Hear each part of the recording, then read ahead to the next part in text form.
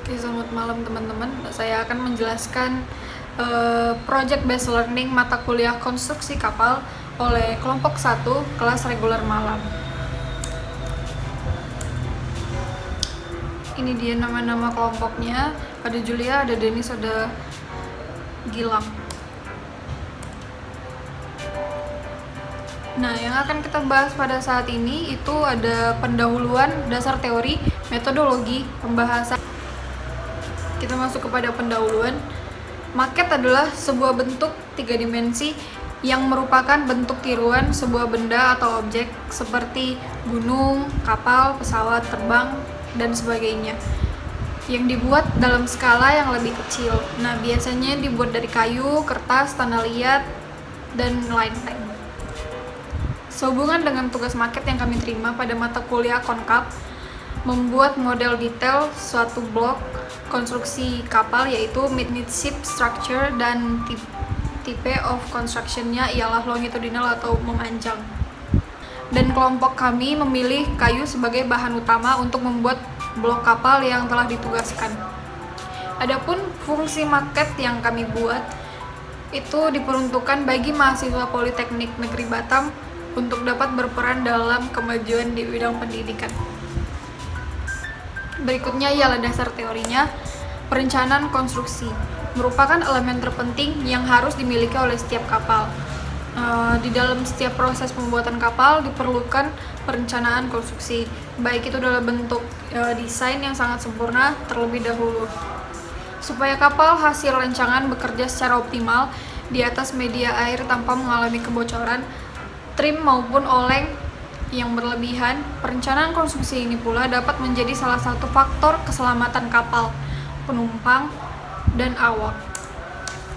Sistem konstruksi memanjang ialah konstruksi di mana padanya bekerja beban yang diterima oleh rangka konstruksi dan diuraikan pada hubungan-hubungan kaku melintang dengan pertolongan balok-balok memanjang.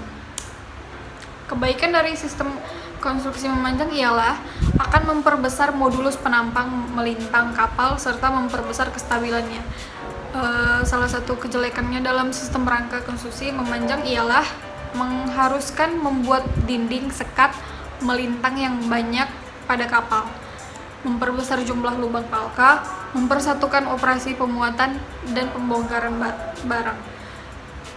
Dan yang terakhir itu sulit mengangkat barang-barang berukuran besar. Metodologi pembuatan maket blok midship kapal yang kami buat pada kali ini adapun diawali dari alat dan bahan, yang dimana gergaji, amplas, ada cutter, lem uhu, cat, dempul, triplek, stick es krim, print kertas untuk membentuk midship, dan sebagainya. Langkah-langkah yang kami lakukan dalam pembuatan maket adalah diawali dengan desain midship pada AutoCAD, mencetaknya, lalu menempel pada kertas triplek dan memotongnya. Setelah section tersebut kami buat, itu ada 4 lembar bentukan yang siap dipakai, lalu memasang stick es krim sebagai dinding kulit blok tersebut secara tidak beratur. Nah, kenapa kami pasangnya secara tidak beratur? Karena untuk membuat tumpuannya itu tidak terlalu sulit, karena kalau teratur dia tumpuannya pasti susah dilem atau yang lain-lain. Setelah dinding kulit kami pasang, lalu kami melakukan dempul. Setelah dempul kami melakukan cat dan diakhiri oleh pemasangan stiffener dan longitudinal structure. Memang iya sih, kayak apa yang kami lakukan dalam memasang maket yang kami telah buat itu sangat berbeda dengan pembuatan proses kapal pada lapangan. Oke, baiklah. Selanjutnya akan dibahas oleh teman kami Denis. Terima kasih. 4. Pembahasan. Pada dasarnya, badan kapal terdiri dari komponen-komponen konstruksi yang letaknya melintang dan memanjang. Sistem konstruksi badan kapal itu ada 3. Sistem konstruksi melintang, sistem konstruksi memanjang, dan sistem konstruksi kombinasi. Longitudinal framing system. Fungsi-fungsi dari komponen-komponen konstruksi memanjang adalah mengatasi longitudinal bending stress akibat sagging dan hogging. Tipikal panjang gelombang di samudra adalah 300 feet. Kapal yang memiliki panjang lebih dari 300 feet cenderung memiliki komponen konstruksi memanjang lebih banyak dibanding dengan komponen melintang. Longitudinal framing system, jarak antara longitudinal lebih rapat dan jarak antara frames lebih lebar.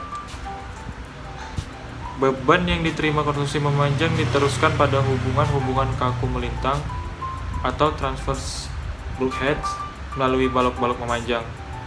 Balok-balok melintang tetap diperlukan, namun fungsi utama bukan sebagai panahan balok-balok memanjang.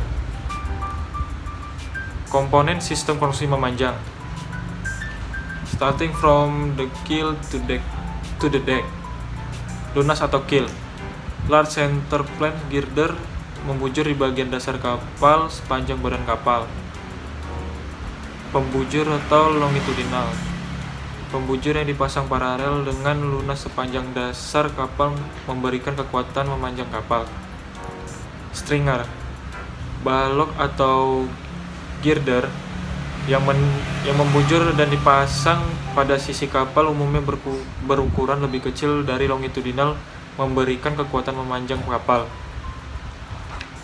Deck girder, komponen dari gading membujur yang dipasang pada geladak atau deck frame. Jadi ini bisa kita lihat, ini hasil pengerjaan kami selama berapa minggu. Jadi di sini, jadi jenis kapal kita yang didapat itu adalah kita menggunakan jenis kapal CPO, tongkang CPO. Terus di sini lebarnya itu 26. Lebarnya itu 26. Jadi kayak syaratnya itu 5,49, terus kayak ke atasnya itu kita 6,8. Selanjutnya ini hasilnya, di tampak bawahnya, dan di situ ada terdapat lubang-lubang itu seperti manhole, terus ada kayak lubang saluran untuk perpipaan dan yang lain-lain, atau bilges, atau untuk balas seperti itu. Nah, di sini kita bisa lihat bahwasanya ini ada profil-profilnya. Jadi yang di atas itu seharusnya itu profil L, cuman kita karena waktunya tidak cukup, jadi kita buat hanya garis seperti itu aja, mau di atas, samping ataupun bawah. Jadi ini tapak depannya, tapak depan ataupun belakang juga sama. Ini kita bagiannya midship longitudinal. Nah, ini bagian tampak depan tapi bagian lebih ke samping. Terus di sini memang pengerjaan kita memang agak kurang rapi, waktunya terlalu mepet akibat ada insiden di kala itu. Jadi kita harus buat ulang lagi, waktu cuman 2 hari waktu itu ya. Terus ini bisa kita lihat lagi.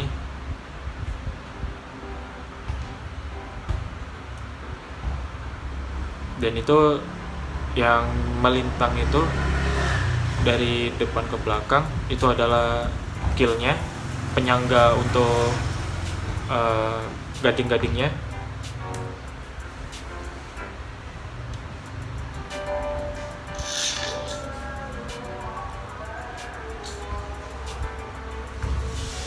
Dan ini tanpa atasnya seperti ini bisa dilihat.